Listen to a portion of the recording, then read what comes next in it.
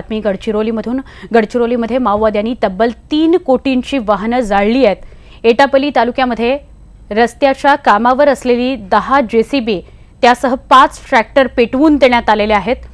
ही काही छायाचित्र आपल्यापर्यंत पोहोचलेत। एटापल्ली तालुक्यामध्ये वट्टेपल्ली ते गट्टेपल्ली या दरम्यानची ही घटना आहे।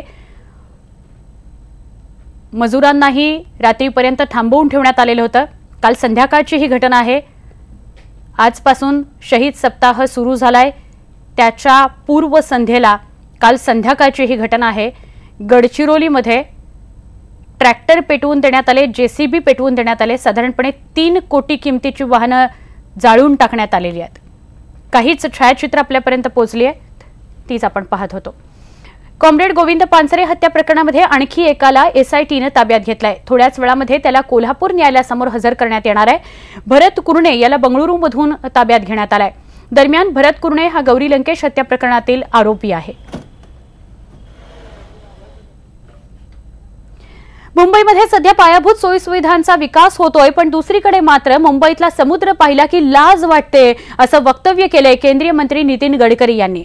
मुंबईमध्ये मुंबई 2.0 या परिषदेमध्ये ते बोलत होते। समुद्रातील पाणी हे इतकं घाणेरडं आहे की त्याच्या शुद्धीकरणाची गरज आहे असं ते म्हणाले। दरम्यान हे अशक्य नसल्याचंही त्यांनी स्वतःच केलं।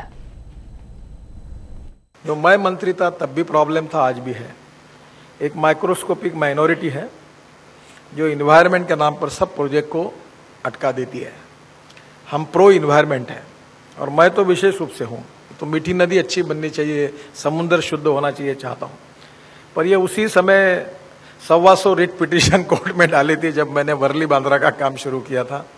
वही लोग हैं और आके बंद करते और जो कमेटी या जुडिशरी ने अपॉइंट की है वो इसको रिजेक्ट करते। राजस्थानमध्ये सध्या प्रचाराची रणधुमाळी सुरू आहे। यावेळी राहुल गांधींनी पंतप्रधान नरेंद्र मोदींवर सर्जिकल स्ट्राईकच्या मुद्द्यावरून जोरदार टीका केली आहे।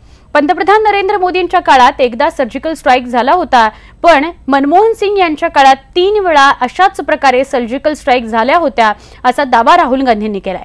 मोदींना उत्तर प्रदेशच्या निवडणुकीच्या पार्श्वभूमीवर सर्जिकल स्ट्राईकचा मुद्दा घेऊन राजकारण करायचं होतं, त्यावेळी मोदींनी लष्करी कारवाईचा राजकीय वापर करून घेतल्याचा आरोपही राहुल